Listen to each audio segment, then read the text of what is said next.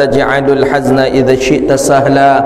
Rabbi yassir wa la tu'assir ya Rabbi tammim bi khair. Puja dan puji syukur kepada Allah.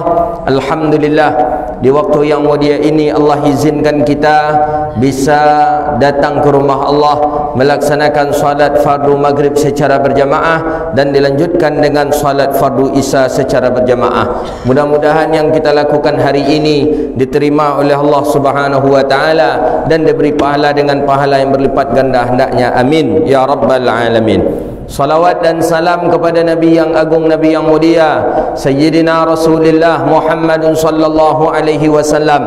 Allahumma salli wa sallim wa barik ala Sayyidina wa maulana Muhammadin wa ala alihi wa sahbihi ajma'in. Salawatu Rabbi wa salamuhu alaika ya Sayyidi wa ya Habibi ya Rasulullah. Para alim ulama, cerdik pandai, bapa-bapa, ibu-ibu, hadirin wal hadirat yang dirahmati Allah. Kini kita lah masuk ke dalam bulan Syawal. Syawal termasuk daripada bulan yang mulia. Dek mulianya bulan Syawal, dianjurkan awak berpuasa di bulan Syawal bernama puasa sunat Syawal. Kini lah masuk 21 Syawal. Tak terasa potong ayo kini lah Syawal pula lah. Syawal beriringan dengan namanya Ramadan. Ada sebagian mengatakan Syawal lebih dahsyat pula subhanahu daripada Ramadan lah. Kenapa? Berpuasa 6 hari aja awak di dalam bulan Syawal sama berpuasa selama setahun. Kalau awak berpuasa dalam Ramadan tak sampai setahun lah. Tapi berpuasa 6 hari di dalam bulan Syawal lebih besar lagi pahalanya. Dalam hadis Muslim Nabi mengatakan kasiyami dahri kulli, sama dia berpuasa selama 1 tahun. 1 tahun 2 boleh bulan. Berpuasa awak 2 boleh bulan sama dengan berpuasa awak 6 hari di dalam bulan Syawal, sama awak berpuasa selama 2 boleh bulan. Makanya orang awak kampar mayoritas sudah puasa 6 tu dibuat pula ayo cik ayo 6 nama bermasalah ikut. Tak ada masalah sebenarnya. Aku kita mengkorek menolak pendapat ada ustaz yang 123 di Madinah, nyinyo juga asli kampar, nyinyo salah amalan orang kampar kau. Salamu ko salah orang kampar ko dapo karena orang kampar membuat ayo pula tersendiri cik nyinyo pula. Apa nama ayo puasa 6 lewat takbir dia ayo 6 tu. Ada orang awak takbir. Jadi kampar ko lah memperingati ayo 6 tak pernah takbir. Tidak ada takbir. Ada awak semayang ayo 6? Tak ada. Yang awak lakukan apa? Ziarah kubur. Beliau Nabi menganjurkan dalam hadis, nahakum an ziaratil kubur fazuruha. Iku bahaya ko pak kalau pemahaman iku ko besok banyak ya bahaya. Iku kini lah mulai orang awak damu ya le ziarah kubur lah. Damu ya datang lah bersama-sama dari kuburan ko ke kuburan ko, damunya jalan menjalang lah. Dia apa? Dek takwid digertak je bid'ah. Setiap bid'ah itu sesat, setiap sesat masuk neraka. Jadi kalau orang lakukan orang masuk nerakanya lah. Tentu takwid orang. Orang kalau takut juga masuk digertak pula dengan orang takut.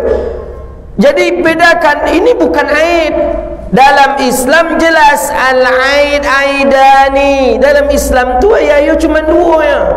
Ayat Idul Fitri, ayat raya Idul Adha. Masuk cek lagi kalau dalam khilaf dalam hadis tu hari raya yang disebut dengan Jumat. Maka di dalam hadis Nabi SAW riwayat Sayyidina Abdullah ibn Abbas, Nabi mengatakan al-Jum'atul Aidul Fuqara. Jumat itu hari rayanya orang-orang fakir. Ada yang mengatakan al-Jum'atun Hajjul Fuqara. Hari Jumat itu adalah hajinya orang-orang fakir. Ada yang mengatakan annal Jum'atul a'zamu min Aidil Fitri wal Udhiyah, bahwa hari raya hari Jumat itu lebih mulia daripada hari raya Idul Fitri dan hari raya Idul Adha. Maka oleh karena itu dari segi hukum jelas berbeda. Hari Jumat hukumnya wajib, hari raya Idul Fitri dan hari raya Idul Adha hukumnya sunnah. Jadi ancak sebenarnya tradisi yang awak lakukan itu ancak sebenarnya. Ada jalan menjalang, Ada jongok menjongok, selamat tu sabikanlah, mohon maaf lahir batin. Bersabak juga engkau selamat mohon lahir raya Idul Fitri, mohon maaf lahir batin. Sebab juga engkau mohon maaf lahir batin. Anda pernah diamalkan di Nabi, tentu tak kemungkinan Nabi minta maaf ke sahabat tu. Tak mungkin pula Nabi datang sahabat mohon maaf lahir batin yonya, Nabi ke sahabat mohon maaf lahir batin yonya. Cik lainan itu tu bahasa awak tu mohon maaf lahir batin tu, tak bahasa Arab tu. Baguskah tradisi itu? Al-Quran langsung mengatakan fa'fu wasfahu, bermaaf-maafanlah kamu dan bermusafahahlah kamu. Musafahah mana? Jabat tangan. Dan musafahah tu ko jabat tangan, batnin bi batnin, salam basalam jeniku ko jabat tangan nama orang. Aku nan musafahah namanya. Maka ada hadis Nabi SAW, hadis musalsal, man safaha man safahani dakhalal jannah ma'i. Kata Nabi, siapa yang bersalaman dengan orang yang bersalaman denganku, maka akan masuk surga bersamaku. Maka beruntung orang di zaman tabi'in. Dia apa? Inya tak pernah bersalaman dengan Nabi, tapi inya pernah bersalaman dengan orang yang pernah bersalaman dengan Rasulullah. Maka man safaha man safahani dakhalal jannah ma'i. Hadis itulah yang disebut dengan hadis musalsal namanya. Musalsal riwayatnya bersambung terus. Jadi dari sahabat ke tabi'in, kecil tabi'in, Nabi SAW bersabda, siapa yang bersalaman dengan orang yang bersalaman denganku maka masuk surga bersamaku. Terus bersambung sampai pula lah hadis tu ke guru-guru kita. Guru-guru kita pun membaca hadis tu. Kata Rasulullah, siapa yang bersalaman dengan orang yang bersalaman denganku, kata Rasulullah, maka dia akan masuk surga bersamaku. Jadi walaupun tangan kita kini ko, tapi tangan kita ini pernah bersalaman dengan orang yang bersalaman dengan orang yang bersalaman dengan orang yang bersalaman sampai ke Rasulullah. Berarti secara tidak langsung tangan-tangan awak kini ko juga pernah bersalaman dengan Rasulullah SAW. Itu dia. Maka bernama hadis tu namanya hadis musalsal. Tak bisa dah Ustaz, itu kan cuma Nabi menyebut orang yang bersalaman dengan Nabi. Iya, Nabi menyebut orang yang bersalaman dengan Nabi, tapi orang yang bersalaman dengan Nabi kau ulang puluh hadis Nabi kau dia balik. Terus berkesinambungan. Maka bernamalah hadis musalsal. Contoh aja lah, kau kini main dunia aja gini. Handphone gini kau handphone kau ada nama Bluetooth.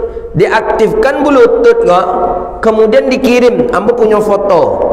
Dikirimlah dari handphone nama kau lewat Bluetooth kau kepada ketua Pak Haji Ujang mau kirim ke beliau. Pas sama gambar yang beliau terima dari beliau kirim pula ke Ustaz Ismail. Sama ya. Dari Ustaz Ismail kirim pula ke Pak Muslim. Sama. Bisa lewat apa? Lewat Bluetooth namanya. Apalagi kau yang mengirim kau langsung Rasulullah. Nabi magen ke sahabat, sahabat magen ke tabi'in, tabi'in magen ke yang lain, dan itu bersalaman, sentuhan fisik, lebih kencang lagi sentuhan transfer fisik Rasulullah SAW. Maka oleh karena itu tidak ada yang tidak mungkin dengan Rasulullah SAW. Maka sampai kini masih ada janggut Nabi, masih ada abuk Nabi. Nabi siap bawa guntiang abuk dikumpul dek Rasulullah. Dikumpul dek Nabi, dionggok-onggok dek Nabi. Dionggok dek Nabi. Dionggok dek Rasulullah. Guntiang abuk Nabi. Datang Muaz bin Jabal, dia gen songgok dek Nabi. Bok kayaman mu nya Nabi, bok kayaman. Di itu tiap abuk Nabi masih ada di Yaman. Tidak berbuik-buik tu dah. Kenapa? Secara turun-temurun Muaz bin Jabal dia gen pulau ke tabi'in, tabi'in nak meninggal dia gen pulau ke sahabat atba'ut tabi'in, dia gen pulau sampai kini. Datang pula Abi Musa Asy'ari, bok pulai komo ke Yaman. Datang pula daripada sahabat Rasulullah sallallahu alaihi wasallam Abi Ayub Al-Ansari, bok ke Turki ke Istanbul. Datang pula Amr bin As, bok ke Mesir mo. Datang pula sahabat, bok ke Ken. Itu dia abuk Nabi tu ada kini. Kenapa? Karena secara turun-temurun diwarisi oleh orang-orang yang mulia yang memegang daripada fisiknya Rasulullah sallallahu alaihi wasallam. Tiba pula lah kini kau ada orang menyebut, ada tu dah nyanyi berbuik-buik aja tu. Tak bisa. Itu tu nak bisa berbuik-buik. Itulah yang disebut dengan jalur silsilah sanad tadi itu nyawa mata rantai tadi tu. Itu dia. Maka oleh karena itu para sahabat Nabi SAW bermusafahah dengan Nabi, memang tidak ada mengucapkan kalimat, tidak ada mengucapkan kalimat mohon maaf lahir batin, tapi Al-Quran kan menyuruh kita fa'fu wasfahu, bersalam-salamanlah kamu dan bermaaf-maafanlah kamu. Jadi wasfahu itu memang bermusafahah. Maka Sayyidina Utsman bin Affan semenjak tangannya bersalaman dengan Rasulullah, tangannya itu tidak pernah menyentuh kemaluannya sugang. Untuk Utsman bin Affan, saking memuliakan tangannya Rasulullah sallallahu alaihi wasallam, semenjak tangan beliau bersalaman dengan Nabi, tak pernah Utsman ke cebok, cebok bahasa awak tu. Tak pernahnya memegang punya inyo tu dah. Di tangannya sugang tak pernah dah. Dapat dek memuliakan tangannya ke telah pernah bersalaman dengan tangan yang mulia Rasulullah sallallahu alaihi wasallam. Tangan-tangan mulia tu masih aduhlah kini koleh yang masih menjaga, karena tangannya pernah bersalaman dengan tangan gurunya, karena gurunya pernah bersalaman dengan gurunya, gurunya dengan gurunya, sampai pula lah kepada Rasulullah sallallahu alaihi wasallam. Maka anjuran daripada syariat tu wasfahu, kita bermusafahah. Musafahah tu memang bersalaman, yang salam tu memang batin dengan batin. Maka tanganku dalam fikih mazhab Syafi'i ada dua, ada batin, ada zahir. Yang batin, mana batin? Ko batin, batin telapak tangan namanya batin, bi batnin kufin, ko batin telapak tangan. Yang di belakang ko zahir. Batin ketika diadunya bersobok putih dengan putih ke ko batin namanya. Maka dalam mazhab Syafi'i wa yubtilul wudu, batal wudu seseorang idza massa, apabila dia menyentuh qubulu wa duburuhu, qubul dan dubur dengan batin telapak tangan. Mana qubul? Qubul tampek buang ayu kacil, dubur tampek buang ayu godang. Disentuh dengan batin telapak tangan, batal wudu awak dalam mazhab kita Syafi'i. Jadi wak wudu, siap wak wudu, wak sentuh kemaluan kita yang di depan tu dengan batin. Mana nak batin kau nyo? Ketika ditempelkan kau nyo batin kau. Jadi kalau ujung kau, sebagian ulama mengatakan tak, dalam mahali disebut bagian ujung kau tak termasuk batin lah kau dah. Yang batin tu kau nyo nanti siko ke siko.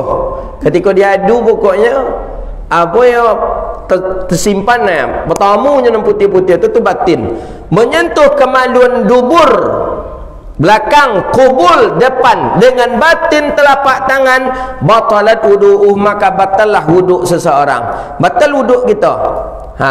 Kalau batalnya itu mubasyarah, kalau langsung saja kita sentuh. Tapi kalau kita menyentuhnya pakai alas, umpama pakai anduknya, tak batal lah. Jadi kalau awak menyentuh sugang, batal wuduk itu. Ya, menyentuh maksudnya menyentuh langsung gitu, batal wuduk. Jadi kalau kata-kata apa cara Ustaz? Pakai punggung tangan menggawi. Bocah entahlah apa cara kan. Pakai punggung kalau seorang boleh, Ustaz apa dah boleh seorangnya? Memang batal boleh pakai wuduknya lah. Tentu ya wuduknya bisa batal bukan. Sama dengan ada pendapat mengatakan menyentuh kemaluan mayat. Batalkah wuduk? Wuduk mayat tak batal lah, karena mayat tak takluk hukum. Dan wuduk orang nama wudukkan tadi, nama mandikan tadi, batal ya dalam satu qaul.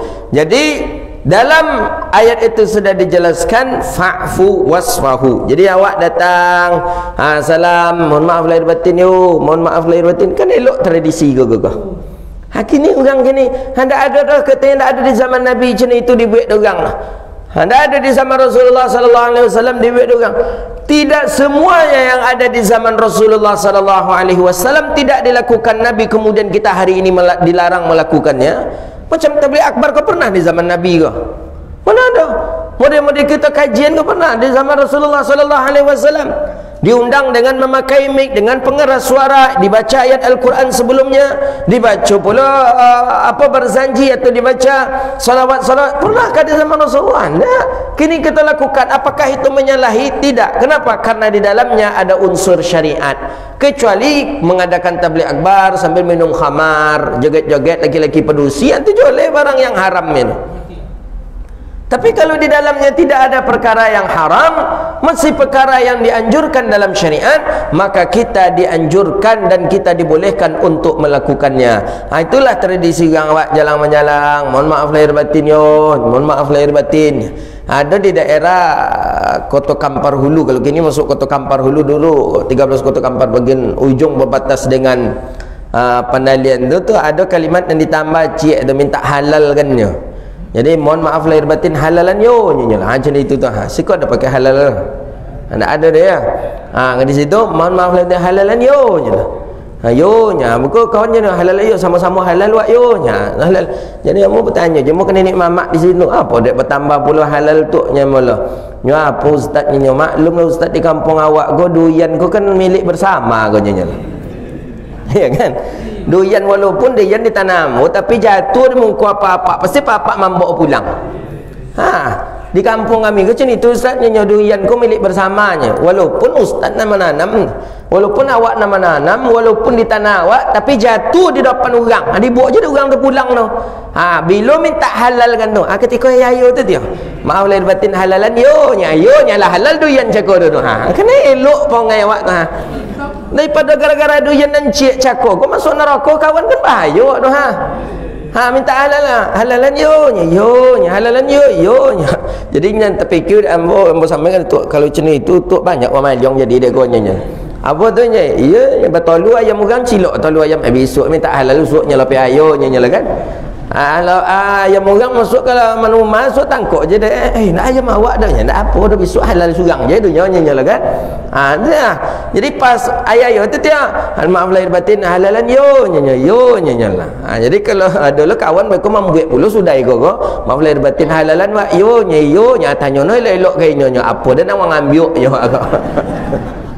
nak mempraktekkan bulunya kali kan sana kan ancak sama notah minta halal kan elok ni dalam hadis tu kan jalan dalam hadis Bukhari tu fal yastahil, maka minta halal dia. Ada dua orang yang sedang terzalimi, ada datangnya falias minta halal, kemudian dihalalkan, maka selesai. Maka halal tu kan banyak makna halal tu. Ada makna halal tu ridha, ada makna halal tu bersih. Maka halal label MUI itu kan bersih di situ tu maknanya tu. Bersih yo terpenuhi unsur syariat iyo. Bersih tak ada dosa lah selesai dihalal tadi. Halalan yo lah. Kadang awak bapa ibu yang dirahmati Allah, apalagi awak hidup di kampung bermasyarakat, kadang tak tentu dah awak kadang lembut. Contoh kecil aja lah, awak di masjid ke lah awak nak pergi berwuduk, terompa nak alai dah, terompa awak di situ, awak di situ nak pakai terompa aja awak. Asal kau nak aja rupa terompa orang tak pakai dah awak. Bapa cara tu awak nak minta izin lah, awak nak tentu itu serahkan ke Allah Ta'ala je lah ustaz anda. Mau macam itu aja dah. Ada masa bila minta ikhlas, minta halal kan dia kan sancak itu salam maaf lahir batin ni halalkan wak yo nya halalan yo nya lah. Kadang gulu-gulu kawan, apalagi kalau awak ke kantor, apalagi awak sama-sama jawab kata letak rokok kawan bagai langsung coba ambil kadang anco bay rokok anco kadang tak ada ngau dia nyantai indak awak ambil aja rokoknya, kadang gulu-gulunya kadang banyak sebenarnya banyak. Maka dengan kalimat minta halalkan tadi, pernahkah Nabi menyanjurkan macam itu? Tidak, tapi di hadis ada falyastahil minta halal dihalalkan. Maaf lahir batin halalan yo nya halalkan kan kalimat yang elok itu tu kalimat yang ancak. Maaf lahir batin kau ada dendam, kau ada tersirat dalam hati buruk, kau ada iri, kau ada dengki, kau ada buruk sangka, ketika minta maaf lahir batin hilang. Tapi nanti makan kalimat halalkan itulah bisa menghalalkannya. Jadi tak ada masalah lah awak minta halalkan pula gini. Tak ada masalah, datang kita dan antara kita maaf lahir batin halalan yo, maaf lahir batin halalan yo, maaf lahir batin halalan yo. Awak nak tahu di kita, maka oleh karena itu Bapak Ibu yang dirahmati Allah, tradisi yang dilakukan oleh masyarakat kita khususnya Kampar itu sudah dipertimbangkan dengan sebaik-baik mungkin oleh ulama-ulama kita dulu. Ada setelah ya 6 ziarah kubur, setelah tu ada pula kita lebih semaraknya. Memang dari dulu tu lah dia ajar wak sawanau tu. Nan godang tu ndak ayo Idul Fitri. Nan godang ayo Idul Adha. Buktinya sudah ayo Idul Fitri tu bisunya lah boleh berpuasa. 1 Syawal tu ni ndak boleh berpuasanya. Mulai tanggal 2 Syawal lah dianjurkan buat berpuasa. Berbeza dengan hari raya Idul Adha. Hari raya Idul Adha lama nak berpuasa sampai air. Mulai dari tanggal 10 Zulhijjah nak boleh berpuasa. 1 boleh Zulhijjah nak boleh berpuasa. 2 boleh Zulhijjah nak boleh berpuasa. 3 boleh Zulhijjah nak boleh berpuasa bernama hari Tasyrik. Maknanya hari raya yang besar tu hari raya Idul Adha. Dia bukan nak boleh awak di siku kau berpuasa dah. Di pelopek awak makan sampai-puai. Makan gitu. Dianjurkan pula kita mengagungkan Allah, membesarkan Allah dengan memakai kalimat takbir. Itulah dia. Maka yang hari raya besar hari raya Idul Adha, bukan hari raya Idul Fitri. Cuma dia awak terbalik. Di hari raya Idul Fitri orang awak membuat kuih. Di hari raya Idul Fitri rumah bacat. Di hari raya Idul Fitri ko berbolo rumah. Di hari raya Idul Fitri sodo di hari raya Idul Fitri. Kita besarkan. Tiba di hari raya Idul Adha nak cendol ayo awak buat dah. Aku salah ke? Jadi yang Aidil Akbar itu menurut kacamata syariat kita adalah hari raya Aidil Adha. Itu yang hari raya besar namanya. Maka besarkan pula lah hari raya Aidil Adha gitu. Dengan apa kita besarkan? Dengan sembelihan yang bernama udhiyah atau yang disebut dengan kurban. Itulah insya-Allah tak lama lagi ni lah masuk Syawal Zulqa'dah tiba Zulhijjah. Tiba di Zulhijjah kita dianjurkan berpuasa di puasa Zulhijjah, puasa Arafah. Kemudian di hari rayanya nanti kita menyembelih yang disebut dengan kurban. Kata Nabi dalam hadis, ini kajian kita hari ini, hadis ni yang akan kita baca. Nabi ketika naik mimbar, hadis ni sahih Imam Ibnu Khuzaimah di dalam sahihnya, kemudian Imam Tirmizi juga mensahihkan hadis. Ada 3 doa yang dibaca dek Jibril, Nabi mengaminkan. Jibril berdoa, diaminkan dek Nabi 3 doa. Doa aku dibaca dek Jibril ketika Nabi naik mimbar. Naik mimbar Rasulullah sallallahu alaihi wasallam. Hadis ini riwayat Jabir bin Abdullah. Hadis ini sahih. Kita tengok nanti apa doa Jibril tu. Kalau Jibril berdoa tentu takkan indah dikabulkan oleh Allah tentu. La ya'sunallaha ma amarahum wa yaf'aluna ma yu'marun. Malaikat Jibril ko malaikat ko orang yang tak pernah berbuat dosa. La ya'sunallah, tak pernah berbuat maksiat kepada Allah. Wa yaf'aluna ma yu'marun, dan malaikat mengerjakan apa yang diperintahkan. Apa yang diperintahkan itu dikojon oleh malaikat. Kalau nak ada diperintahkan tak dikojon oleh malaikat dah. Itu kojon malaikat. Maka malaikat ko makhluk Allah yang paling taat tu malaikat. Makhluk Allah yang paling taat malaikat. La ya'sunallah, nak pernah berbuat maksiat kepada Allah sekalipun tak pernah malaikat. Akhirnya malaikat tu berdoa. 3 doa malaikat diaminkan oleh Nabi Muhammad sallallahu alaihi wasallam. Ni hadis ni Jabir bin Abdullah yang meriwayatkan. Jabir ko sahabat Nabi dan paling banyak menengok mukjizat Nabi tu Jabir bin Abdullah. Sampai suatu ketika Nabi berangkat nak pergi perang dengan sahabat, Jabir bin Abdullah ko terlambat yang pertama memang terlambat dapat info. Yang kedua terlambat dapat info, unta yang dipakai ko lambat pulangnya berjalan. Nabi lah dulu tahu, Nabi lah jalan tahu, sehingga ada di satu tempat bil wadiyah. Ada wadiyah ni sebuah lembah. Ada sahabat yang memang sahabat ko kalau bahasa awaknya agak apa nama kau, agak suka mencencai apa orang. Kalau bahasa kami culik garik nama kau. Apanya ya Rasulullah, si Jabir bin Abdullah tak nampak ya Rasulullah. Apakah dia tak berangkat pergi perang ya Rasulullah? Nak nampaknya dia ya Rasulullah, naknya bangkit perang enggak ya Rasulullah? Tengok ada Nabi sahabat, memang tak ada Jabir bin Abdullah. Mungkinnya di belakang kata Rasulullah. Mungkinnya terlambat kata Rasulullah, nya menyusul kata Nabi. Mungkinnya tak datang ke dari Rasulullah. Nak mau pergi perang ada dari Rasulullah. Mungkinnya di belakang, berjalan tahu. Memang ia nampaklah ada yang menyusul dari belakang tadi. Ditengok oleh para sahabat, iya ya Rasulullah, itu Jabir. Jabir terlambat. Wak tunggulah Jabir kata Rasulullah sallallahu alaihi wasallam. Ditunggu Jabir, ditunggu Jabir kata Rasulullah sampai Jabir dah apa engkau terlambat? Memang terlambat pula mau dapat info ya Rasulullah akan berangkat perang. Kemudian apa penyebabnya? Kenapa engkau masih terlambat juga? Kata Jabir, ontaku ini tak pandai dia lari kencang ya Rasulullah. Tak bisa lagi goncang, tak bisa lagi goncang ya Rasulullah. Yalah, Nabi turun, Rasulullah turun dari tunggangan kuda ya. Nabi tokok je tungkeknya tu unta Jabir tadi. Itu ditokok dari Rasulullah paha ya tadi. Kemudian Nabi berbicara dengan unta tadi. Jabir masih di atas unta. Ketika unta laju unta ya. Itu mukjizat Nabi tu. Sehingga kata Jabir, ambo malu pula kata Jabir dek laju stop dek Jabir kena amu untuk ke banti dah. Jadi kata Rasulullah tahu aja lah kata Rasulullah sallallahu alaihi wasallam. Itu mukjizat Nabi yang nampak oleh Jabir bin Abdullah. Banyak sahabat yang paling sering menampakkan mukjizat Nabi adalah sahabat Jabir bin Abdullah. Mulai dari unta berjalan jaga sampai kepada hidangan makanan. Nabi ketika perang Khandak tu Nabi 3 hari nak makan. Bukan nak makan itu bukan berarti Nabi nak niat makan Nabi berpuasa, nak memang yang akan dimakan tu nak lain dah. Jadi Nabi pernah 3 hari nak makan pak. Jadi jangan buang-buang makanan awak. Maka Nabi bongi betul Nabi kepada orang yang bersifat mubazir. Mubazir memang sahabat syaitan kata Rasulullah. Jangan buang-buang. Nabi pernah 3 hari nak makan. Tanda Nabi 3 hari nak makan, Nabi kobek batu segadang di pawik Nabi. Maka dalam rawi berzanji dibunyikan itu, wa wada'al hajara minal ju'i wa qad utiya mafatihal khazainil ardiyah. Nabi Muhammad sallallahu alaihi wasallam mengikat batu di perut Nabi karena Nabi 3 hari tak makan. 3 hari nak makan.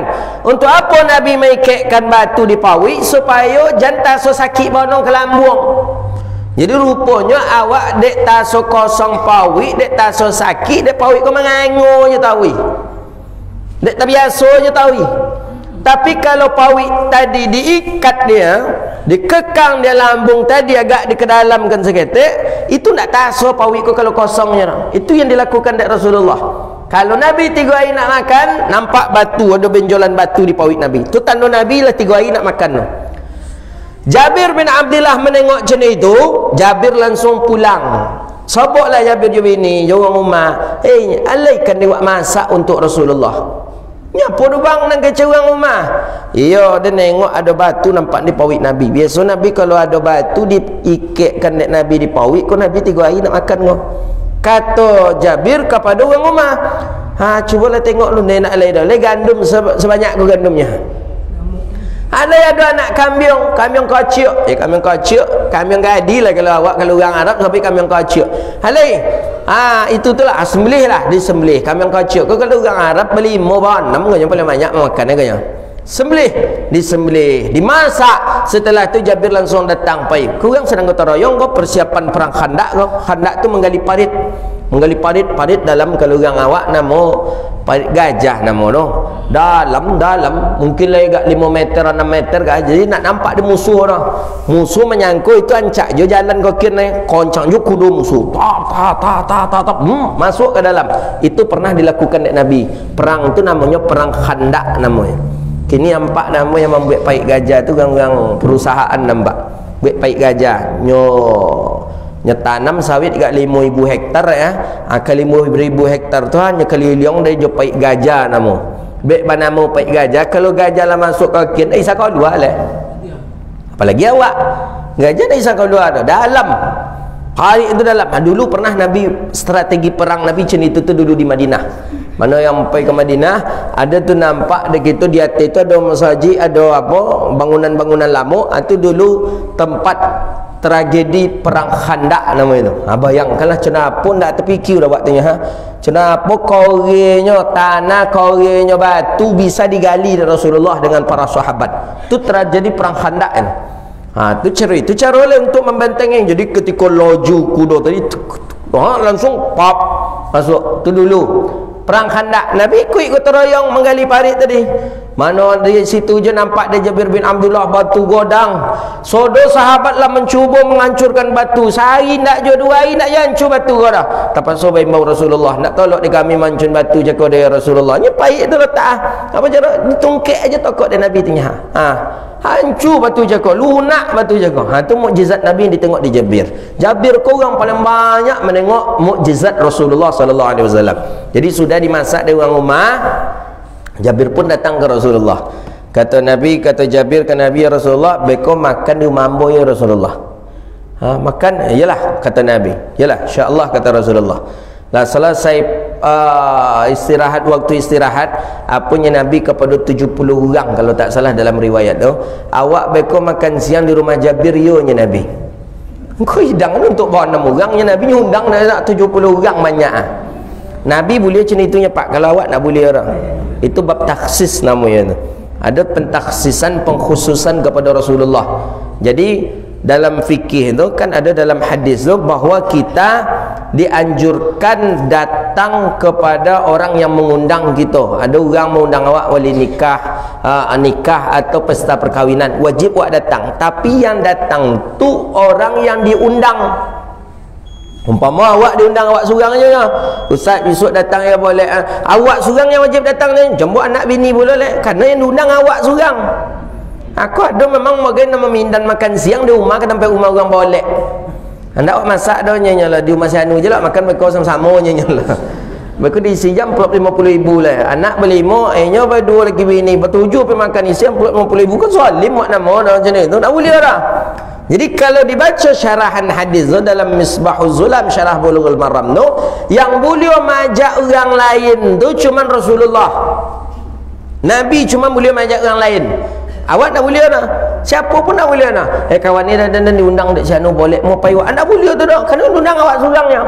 Kecuali mereka, Ustaz besok datang mu Ustaz boleh anak kami bawa keluarga Ustaz mu. Tu je lah undangan tu. Boleh awak membawa keluarga berarti. Ikut selain, jadi dalam Misbahuz Zulam tu selain daripada Rasulullah tak boleh awak membawa orang lain.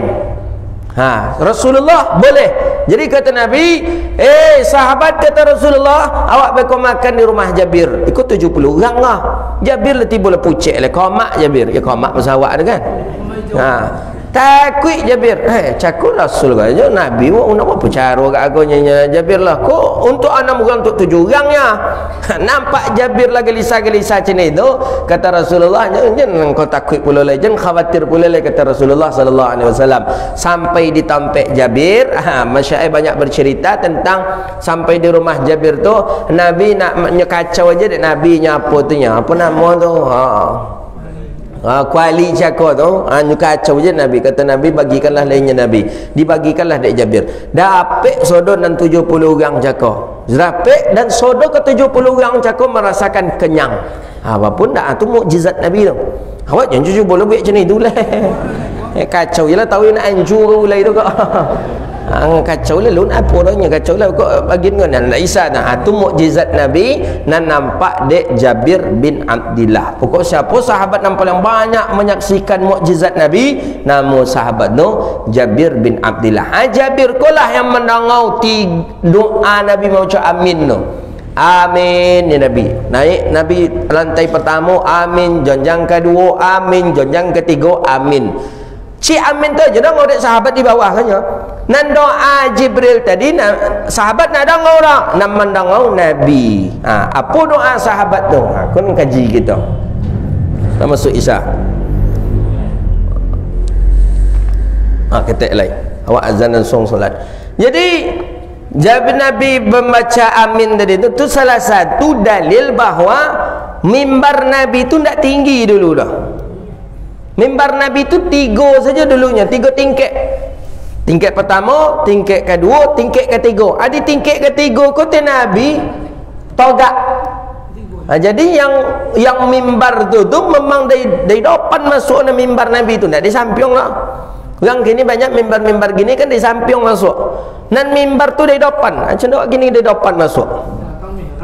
Dari depan masuk. Kalau dari belakang tu podium nama tu. Kalau na mimbar dari depan Nabi masuk. Pertama, kedua, ketiga. Maka setelah Nabi meninggal dunia, Abu Bakar nak tolak togak di enam pertama ke dah.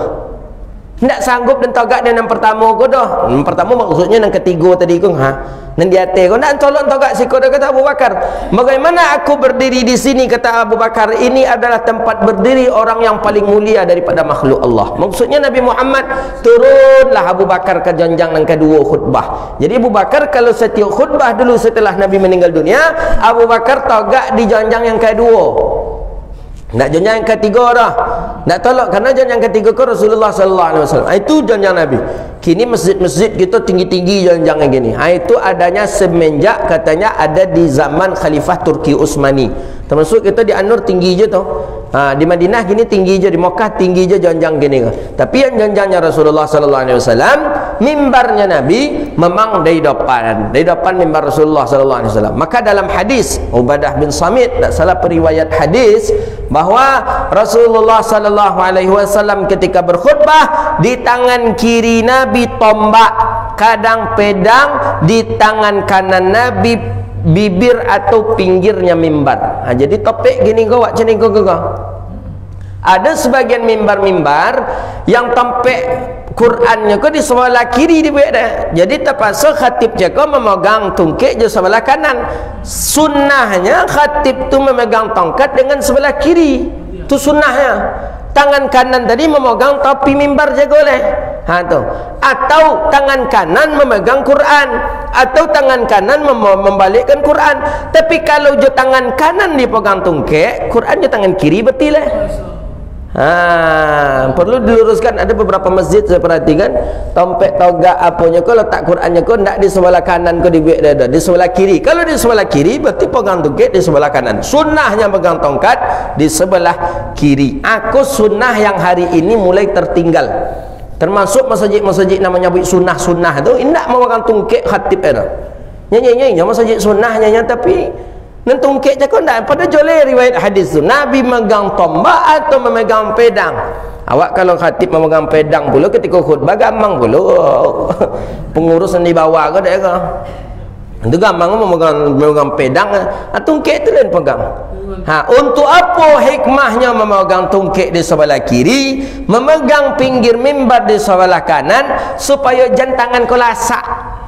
Tangan ku kan kadang kalau bercakap ke lasak. Apalagi kalau yang orator tu bercakap, tangan ku ngait. Di dalam hadis Tirmizi tak boleh tangan ku bergerak-gerak khatib dah. Maka di sana disebutkan dan dihalalkan untuk memotong. Bayangkanlah tu, memotong tangan. Kalau khatib tadi bercakap, mangkat-angkat tangan jadi lebih elok dipotong tangan. Begitulah bahasanya. Nabi tidak menginginkan ketika berkhutbah kita mengangkat tangan. Itulah ceniko. Kini ada pula khatib bagai berdoa menyangkit pula tunjuk ceniko, nampak kata bagai. Lepas buik pula bagai. Ada pula mengangkat tangan ketika dalam mazhab Syafi'i jelas, dalam I'anatul Talibin jelas sekali ibarahnya itu. Tidak disunnahkan mengangkat tangan ketika berdoa si khatib. Si khatibnya tidak dianjurkan mengangkat tangan. Kalau makmum dianjurkan mengangkat tangan, si khatib tak dianjurkan mengangkat tangan. Tak boleh. Dalam mazhabnya Maliki ada kaul mengatakan hukumnya haram. Tapi encak jangan itu lah. Makalah sudah dipegang kutungkek, kemudian dipegang pula topi mimbar. Berdoalah situ. Allahumma ighfir lil mu'minina wal mu'minat wal muslimina wal muslimat lah. Jencing pula lah. Tak dianjurkan lah. Tidak dianjurkan. Begitu dia di dalam fikih, di dalam beberapa riwayat fikih yang disebutkan dalam qaul fikih para ulama menyebutkan. Maka oleh kerana itu mimbar Nabi dari segi hadis ni jelas 3 darajahnya, karena Nabi membaca amin 3 kali. Amin, amin, amin. Apa doa Nabi? InsyaAllah setelah salat Isya kita sambung balik apa doa yang dibaca dari Rasulullah sallallahu, yang dibaca dari Jibril kemudian diaminkan oleh Nabi sallallahu alaihi wasallam. Subhanakallahumma wa bihamdika asyhadu an la ilaha illa anta astaghfiruka wa atubu ilaik. Walhamdulillahirabbil alamin. Assalamualaikum warahmatullahi wabarakatuh.